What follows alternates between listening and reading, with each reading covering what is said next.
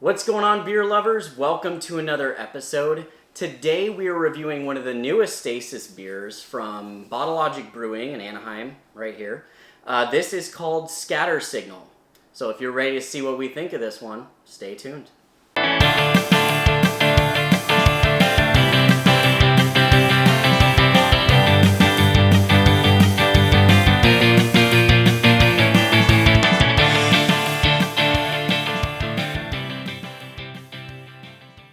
Hey beer lovers, welcome back to another episode. I'm Jeff. And I'm Jacob.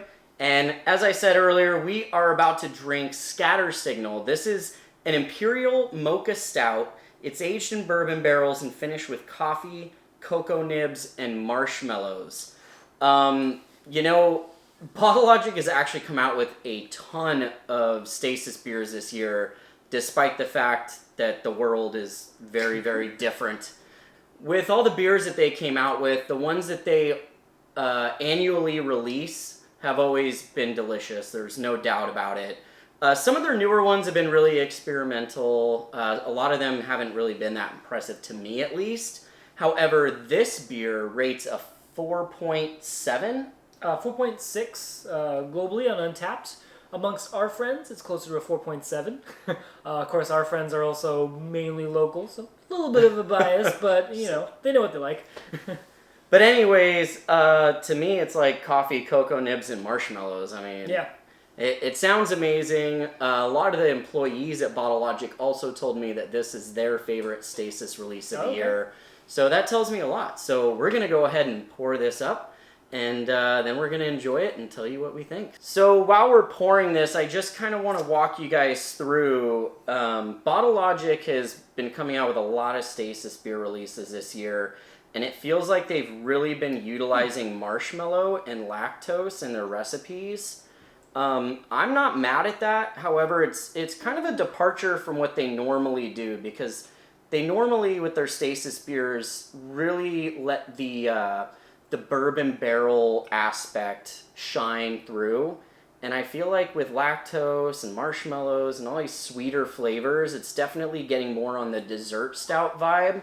I remember when we were doing our fundamental observation vertical, right. One of the things that the brewers had said to us when we were there was every year they make tweaks and adjustments based on where the beer industry demand is going, and a lot of it is going more towards pastry stout vibes. So I feel like this beer in particular was kind of inspired off that note. So yeah, Jacob's already sniffing it, so I want to sniff it.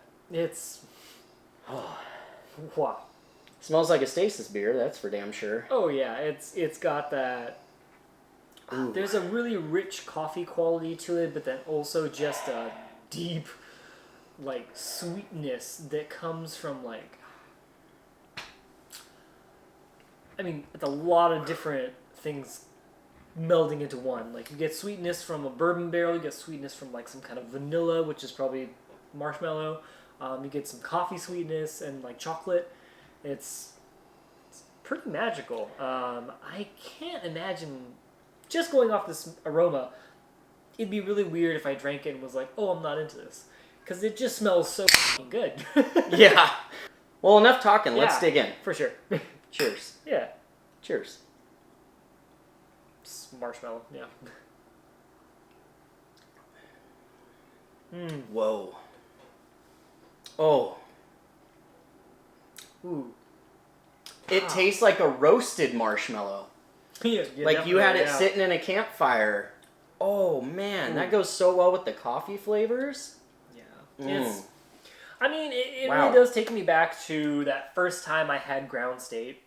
When it was a week of Logic release, you had to stay in line for it was a stupid amount of time. For me, as someone who doesn't do lines typically. I don't do lines. Alice likes it. What a woman could do without her. Lady. I'm sorry, no. You got past. All right, come on. I'm sorry. No, I can't let you in. Sorry. Sorry, that was dumb for even me. It was just a really interesting release that everyone was really excited about, and then we cracked open that bottle, and just the coffee notes were so just big and impressive, but the beer, the mouthfeel was just so thick and rich. And this is, I mean, it's taking me back to that ground seed, but it has that extra oomph and like sweetness that, you know, Fundamental gives you.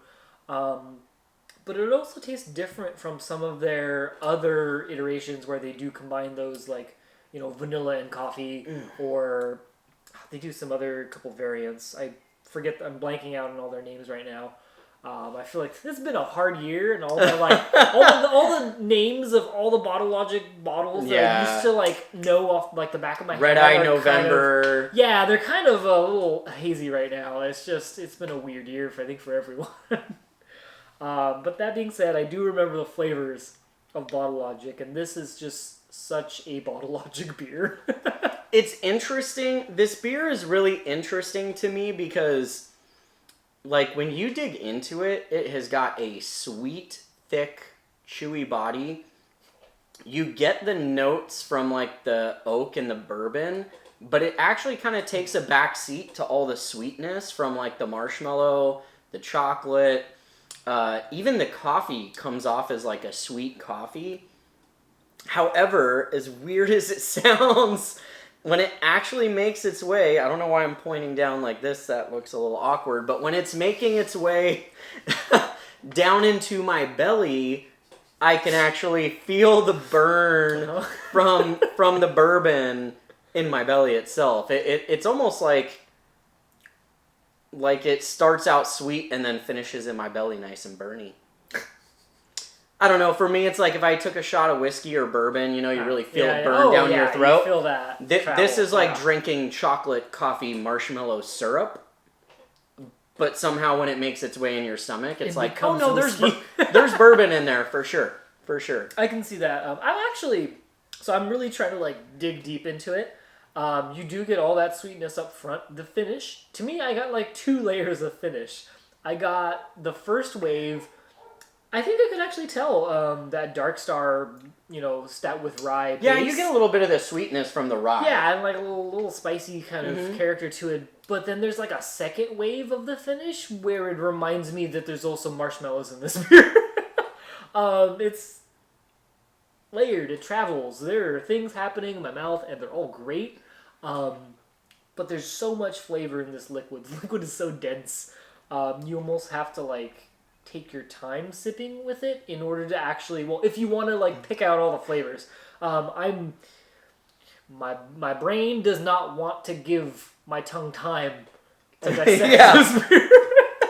In all honesty, somebody with a lot more self-control than us could probably take their time with this. However, it is so enjoyable, it makes you want to just down it. I mean, it's not chuggable by any sense. You shouldn't. This is not a crusher. But it is so enjoyable to drink that it's kind of hard to like not have your hand on the glass the entire time. This is one of those beers where I look at it and go, did they make it because I like this so much? Like, is this my fault that the beer industry is doing this? I think they just bought a load of marshmallows and just started going nuts with marshmallow beers. But they knew I would buy it. And part of me feels sad. Like, I'm supposed to want a different flavor profile, but at the end of the day, I really like this beer. A part of me feels like comparing this to their Fall of Umibozu. That was interesting. That one, the coffee notes, I think, stood out a bit more. Yes. That's what I was going to point out, is that one was a coffee Imperial Stout as well. However, I felt like the coffee was the star of that beer. This one, I feel like it's more marshmallow than anything else. But for the most part, it's pretty even across the board. You're getting the bourbon, you're getting the oak, you're getting the marshmallow, you're getting the chocolate, you're getting the coffee. You're even getting some of that rye from the malt base. It's just very well blended to the point where, you know, there's something in here that everyone can enjoy. I think that's maybe why it scores so high on Untapped. Because even if you're not a pastry boy, you could be a bourbon boy and still like this. If you're not a bourbon boy, you could be a coffee boy and enjoy this, you know. Yeah, so I was really curious what coffee they used, because for the Full of Umibozo, it was that the Blue Mountain? It was a really expensive coffee. I thought it was Mostra, but I could be It might have been, okay. But it was still, they Don't very purposely picked this coffee. It looks like this one is Onyx Coffee Lab. I don't know what exactly... I don't know what kind of coffee they used. Like, you know, where regional, or if it was a blend of some kind. But Onyx Coffee Labs is where they got the actual beans from. So I love coffee. I love doing, you know, French press. That's just how we do, because we're bougie. I don't know. But this definitely makes me want to get a bag of beans from Onyx Coffee Labs, because this is quite magical. Yeah. I don't know. Maybe it's just been a while since I've opened like a fresh Bottle Logic. I've been diving into my cellar a lot, and now I have very few Bottle Logic beers left.